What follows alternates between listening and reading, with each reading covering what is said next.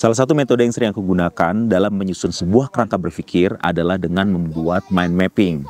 Jadi aku define dulu goal akhirnya apa, terus aku jabarin hingga bagian terkecil sehingga aku tahu aku harus mulai dari mana. Assalamualaikum warahmatullahi wabarakatuh. Halo everyone, my name is Rizza Azrian. Nama aku Misyana Marisda. Hari ini Mas Rizza mau sharing ke aku dan kalian semua gimana sih cara memupuk rasa keberanian anak. Karena aku juga penasaran nih, anak kita Raisya cepet banget kalau belajar sama Mas Rizza tentang hal keberanian. Sedangkan kalau sama aku tuh kayak takut, ya begitulah. Yuk kita mulai langsung. Oke, yuk. On a Monday get together and by Friday you've already fallen out of the groove. You wanna get lost in the night, gotta give into the feeling. You wanna get lost in the feeling, gotta give into the night. When somebody turn around and gave you something to believe in, you get something to prove. Oke Mas, kita bisa mulai dari mana nih? Oke, kita breakdown ya. Berani. Kunci dari sebuah keberanian itu adalah rasa percaya diri, ya. Karena kalau kamu percaya diri, kamu pasti berani melakukan apapun. Nah, kita breakdown lagi. Gimana cara supaya kita berani? Seseorang bisa menjadi pemberani jika mereka merasa aman dan gak tertekan hatinya. Breakdown lagi. Gimana cara biar bisa merasa aman dan gak tertekan? Jika mereka merasa terlindungi sehingga berani mencoba. Seperti contohnya nih, kalau kamu naik gunung, kalau kamu pakai via ferrata, pakai apa semua kan terlindungi. Kamu jadi aman. Karena kamu ngerasa aman, kamu nggak tertekan. Karena kamu nggak ngerasa tertekan, kamu berani mencoba. Dan itu mewujudkan bahwa kamu menjadi berani. Jadi urutannya gitu. Kalau merasa terlindungi, pasti kamu berani untuk mencoba. Tapi kalau misalnya anaknya udah nggak mau mencoba duluan meskipun dia merasa terlindungi gimana? Ada kan udah ditemenin nih sama kita. Ayo bisa, nggak mau gitu, malah jadi manja gitu. Oke. Saat dia merasa aman, dia malah jadi manja. Mungkin lebih konkretnya aku bisa jelasin dengan contoh ya. Kita masuk ke materi pertamanya.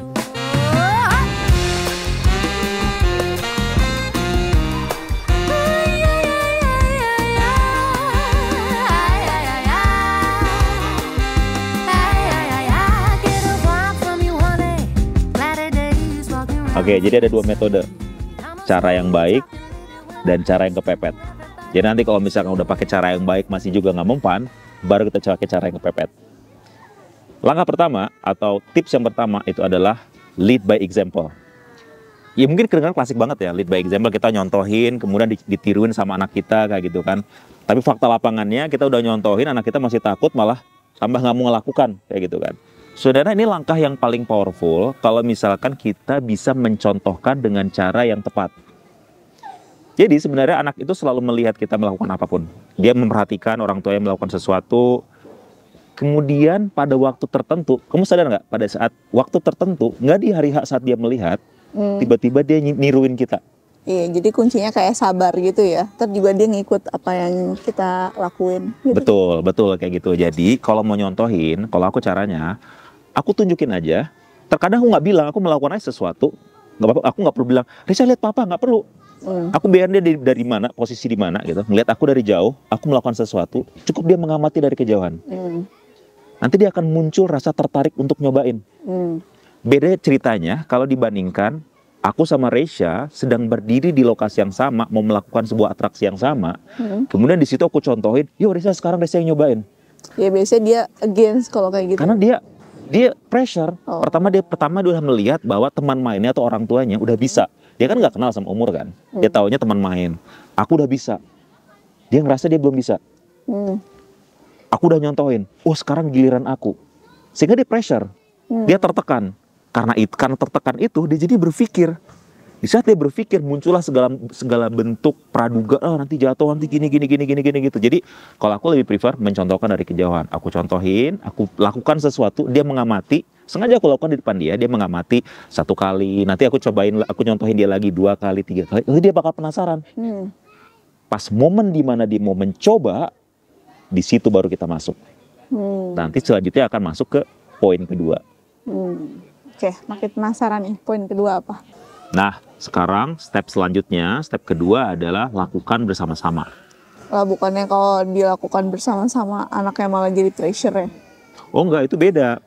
Kalau itu tadi nyontohin terus minta dia langsung kerjain, ya of course dia bakal pressure karena kan dia ngerasa mungkin belum ready, belum siap kayak gitu kan, belum tahu aman apa enggak kayak gitu kan.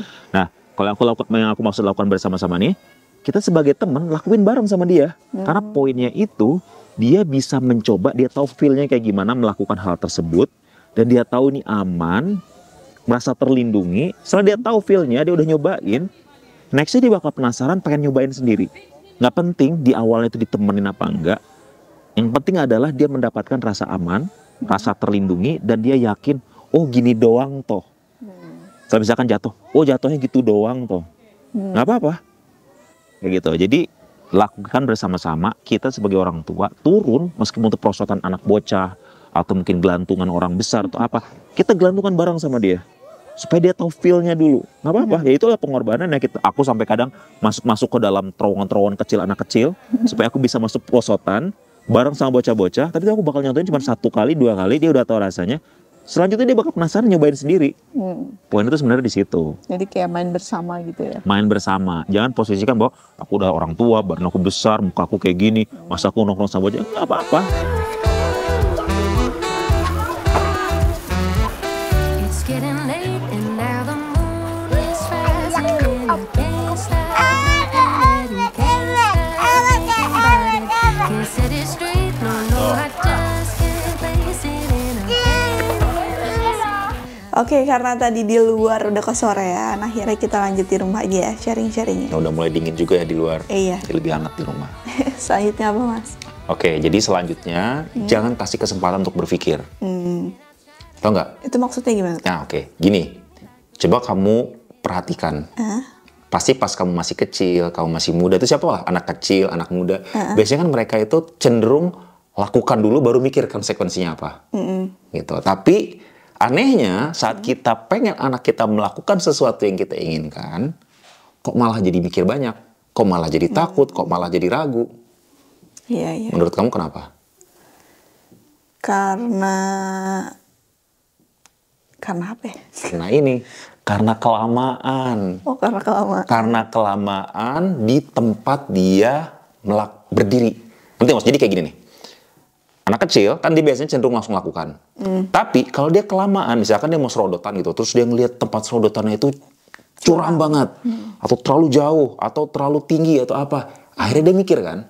Pas dia kelamaan berdiri di situ mikir, muncullah persepsi, nanti aku jatuh. Iya, jadi takut, jadi berpikir, nanti aku jatuh, nanti aku kepleset, nanti aku cedera, dan lain-lain segala macam. Itu karena kelamaan, gak langsung just do it.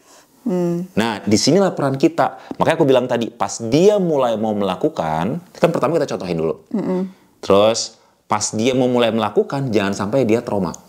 Pas dia mau mulai lakukan, langsung kita dampingi.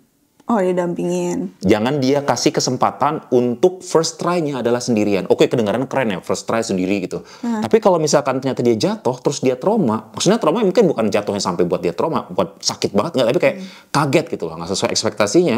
Sulit untuk memulai kedua kalinya, karena udah terlanjur kecewa dengan first try-nya. Jadi first try, pada saat first try, kita di situ kita masuk. Main bareng sama dia. Gitu. Langsung push, ayo sama papa, ayo langsung lompat, set. Kalau bisa dia nggak usah lihat setinggi apa, securam apa. Jadi, iya, jadi kayak peran kita sebagai orang tua ngebuat suasananya biar seru gitu. Iya, vibe-nya seru. Jadi pembawaan kita tuh sebagai orang tua berpengaruh banget. Ngerti nggak? Jadi supaya gimana caranya, just do it, nggak usah mikir, ya kan? Buat suasananya itu vibe-nya seru. Biasanya kan kalau orang lagi seru, lagi heboh, cenderung melakukan sesuatu memikir kan. Tapi kalau suasananya tenang, kalem, pasti kita akan cenderung untuk melihat, oh gitu, ih ngeri juga gitu kan. Nah, jadi pembawaan kita sebagai orang tua pun harus dirubah. Menurut aku itu perannya besar banget terhadap situasi yang ada di saat itu. Iya, karena kalau suasananya seru, terus semangat juga, akhirnya dia jadi kayak nggak overthinking lagi. Dia jadinya ngerasa kayak main sama temen. Iya, merasa main sama temen, terus jadi kayak nggak mikir gitu, nggak mikir panjang kayak gitu. Karena kebanyakan orang tua ya bawaan umur ya, pasti ya bawaan umur, jadi dia jaim lah, dia malu lah ikutan merosot sama anak kecil lah, atau dia malu lah merangkak-rangkak di bawah lah, sehingga ini kan lihat tuh dia cari perhatian tuh, lihat tuh. Sehingga jadinya anaknya pun merasa kayak Kalau misalkan papa bisa, ya wajar, papa orang tua, aku masih kecil. Gitu kan. Tapi kalau dia merasa kita adalah temannya, papa bisa, aku pun bisa. Tapi balik lagi kita juga harus bisa menempatkan di mana saat kita jadi temen, di mana saat kita jadi orang tua. Betul. Biar nggak dilunjak. Biar nggak dilunjak. Kayak gitu. Jadi itu balik lagi ke orang tua. Jadi kalau aku sih percaya gini, ini kepercayaan aku ya, karena aku ngerasa ini berhasil, aku terapkan ke Reisha. Jadi bagi aku itu adalah balik lagi ke gimana pembawaan orang tuanya. Kalau orang tuanya nggak asik, ya udah, tergantung anaknya kalau kayak gitu jadinya. Kalau punya anak nih, kalau punya anak yang memang pemberani, memang anaknya rada bingal lah, atau mungkin memang nekat lah, atau memang bawaannya seperti itu, ya gampang ngurusnya. Ceburin aja ke Spielplatz, udah dia monyet-monyet kayak monyet segala macam. Tapi kalau misalkan anaknya punya pembawaan kayak Reisha, bukan termasuk yang super penakut ya, tapi dia itu bukan kayak aku kecil dulu, yang jelas. Nah, dengan caraku ini terbukti works. Reisha belajar sepeda berapa hari? Bukan berapa hari, berapa kali latihan sama aku? Berapa? 3 kali latihan. Belajar sepeda Reisha cuma 3 kali latihan. Naik perosotan yang curam, di hari apa? Berapa hari latihan sama aku? Di hari yang sama. Enggak, sebelumnya udah nyoba sama. Sebelumnya udah nyoba. Oke, berarti hari kedua. Nyoba Terus perosotan yang curam banget di tempat yang waktu itu, ada video satunya lagi tuh, inget nggak? Dia naik sendiri itu sama kamu. Iya, sama aku kan. Naik sendiri dia. Ada aku di belakang. Oh, ada kan? Ada aku di belakang, tapi dia merosot sendiri, turun sendiri ke bawah. Itu jauh lebih curam, dan dia langsung first try nyobain. Kenapa? Karena sebelumnya udah ngerasa aman bahwa perosotan itu aman. Dia udah tahu rasanya. Mau securam apa, segala macam, dia akan just do it. Mungkin kagetnya setelah meluncur, dan karena dia nggak jatuh, gitu kan, akhirnya, kaget doang, naik lagi. Gitu. Tapi balik lagi ya, tiap anak itu kan punya watak yang berbeda-beda. Jadi tugas kita sebagai orang tua adalah benar-benar kenalin watak anak masing-masing. Jadi kita tahu celahnya, gimana kita bisa masuk. Gitu. Dan dengan kita mengetahui watak anak kita juga bisa mengukur tingkat, bukan pressure, tapi seberapa jeli dan tricky kita harus mengarahkannya. Iya. Seperti yang aku bilang tadi, kalau memang anaknya rada begitu ya, memang pemberani lah, kayak gitulah, model kayak gitu, kayak mungkin aku cowok kecil dulu, itu mungkin lebih gampang. Itu gampang, lepasin aja ke Spielplatz, apapun nama dia dipanjat, apapun nama dia diprosotin. Tapi kalau yang susah, ya memang agak pemikir, hati-hati. Nah, cara aku ini insya Allah works, menurut aku works, karena aku udah buktiin sama Reisha. Smoky walls, dusty halls, no one calls, and all the window plants are dying. Oke, jadi selanjutnya apa, Mas? Selanjutnya, ini mungkin aku bisa bilang ini langkah yang terakhir. Kalau tadi ada langkah-langkah yang baik, ini langkah baik plus juga bisa langkah yang kepepet. Ya, jadi ini step terakhir, perhatikan. Jangan pernah melabel atau ngejudge anak kita penakut. Ya, mungkin kalimat kita, mungkin mulut kita akan keselimpet lah, nggak sengaja, atau karena kesal kita bilang penakut kamu dan segala macam. Itu hati-hati. Kalau misalkan kalian memang benar-benar mengeluarkan kata-kata penakut, redaksinya harus dirubah. Nanti aku ceritain gimana cara merubah redaksi. Balik lagi, kenapa nggak boleh mengucapkan kata-kata penakut? Anak kecil itu merekam setiap perkataan yang kita ucapkan. Nggak hari ini, atau besok, atau lusa, tiba-tiba dia akan keinget apa yang kita omongin hari ini. Kayak semua orang deh, nggak anak kecil aja. Anak kecil lebih ingat ya dibandingkan orang dewasa. Karena belum banyak yang dipikirin sama dia, sekecil apapun yang kita ucapkan, itu akan lebih diingat oleh dia daripada orang dewasa. Ya, pas kita bilang, kamu penakut, takut banget kayak gituan, kamu gini, dia akan terekam dan dia akan ngejudge diri, dia akan merasa terlabel bahwa aku anak yang penakut. Aneh kan? Kalau kita dibilang, orang dewasa dibilang, penakut banget sih kayak gitu, kamu penakut deh, gini. Orang dewasa kan berpikir, oke, aku harus bisa lebih berani, kayak gitu. Anak kecil nggak kayak gitu. Saat kita bilang, kamu penakut, dia jadi penakut. Karena dia ngerasa orang tuaku bilang aku penakut. Malah jadinya aku nggak akan bisa berani, gitu. Jadi, kalau misalkan memang mau mengatakan kata-kata penakut, di sini redaksinya harus dirubah. Ada satu momen di mana di saat itu, Reisha naik serodotan, ya kan? Aku udah di bawah tuh. Aku nggak bisa naik ke atas karena banyak anak kecil dan itu tuh tempatnya sempit. Badan aku hampir nggak muat. Aku malas lagi nih ngerangkak-rangkak ke atas. Kutungguin nggak mau turun, kutungguin nggak mau turun, kutungguin, aku kesal. Kusuruh turun dia. Nah ini cara kepepet nih. Kalimatnya aku jadikan seperti ini. Risha turun sekarang. Papa nggak mau Risha jadi anak penakut. Anak papa nggak ada yang penakut. Ingat gak redaksinya nih? Anak papa nggak ada yang penakut. Risha jangan jadi anak penakut. Turun sekarang. Turun. Dia sambil nangis karena yang bawaannya sedang lagi nangis karena ketakutan kan. Yang nggak mau turun. Ya kan. Sedangkan di belakang udah rame. Karena aku push dia turun. Risha nggak boleh jadi anak penakut. Papa nggak penakut. Akhirnya dia turun. Dan dia nggak kaget sebenarnya, cuman itu doang, ya manja atau apa. Dia turun, lari, nangis ke aku, meluk aku gitu kan. Abis itu, karena tadi ku labelin tadi itu, dia balik lagi ke tempat perosotan, dia manjat lagi, dia naik lagi. Jadi metode yang gue pakai di sini lebih prefer kepada memberikan sugesti.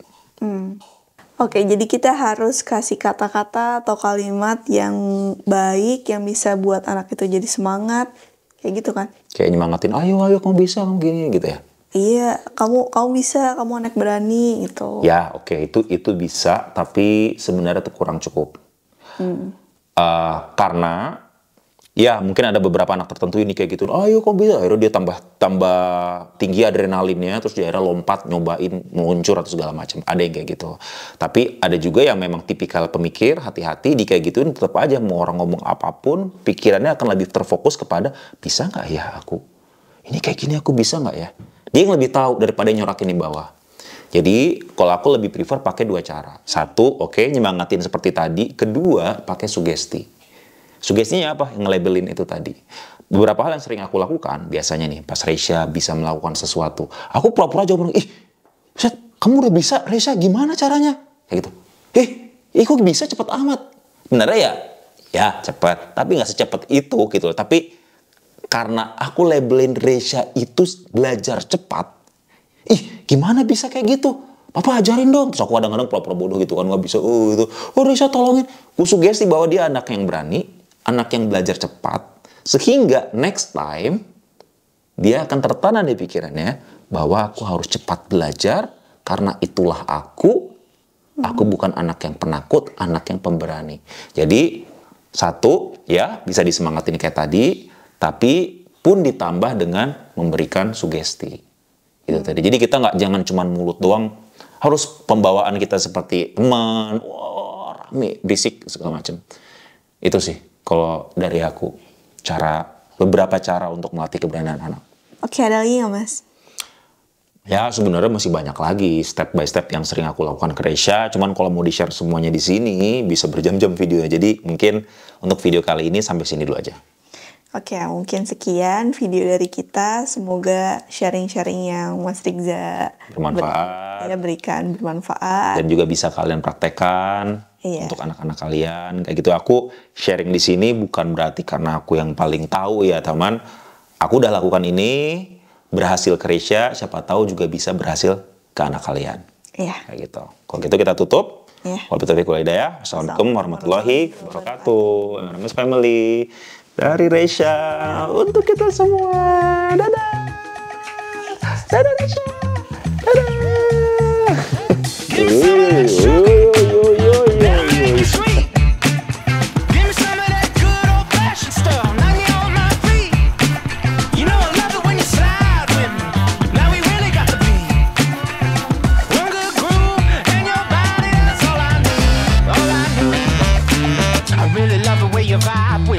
You walked in the door.